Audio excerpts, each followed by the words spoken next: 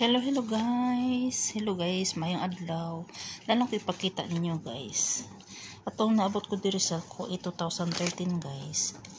Mo ni ang pinaka gamay nila nga bills. Kani siya. Karaan na ni siya. This 1/4.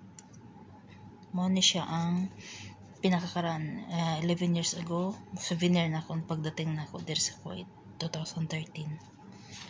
Mani ang pinaka gamay nga bills. Sunod kaning gitawag nila og 1/2. 1/2. Man siya ang kaduha nga small bills. O kani siya ang 1 dinar. 1.80 dinar.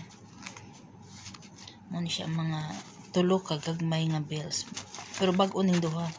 Kani ang pinakakaraan, di na ni siya gamit karon, kana na sila bag-o nga 1/4. Tapos ayon kay Google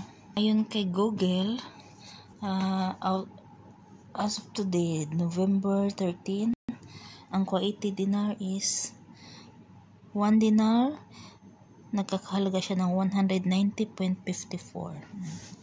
Sa around the globe, ang Kuwaiti dinar ang pinaka highest exchange rate. Sunod ang Bahrain. Number 1 ang Kuwaiti dinar. Diba? Kung nakainani, so na kay 190. Or na guys.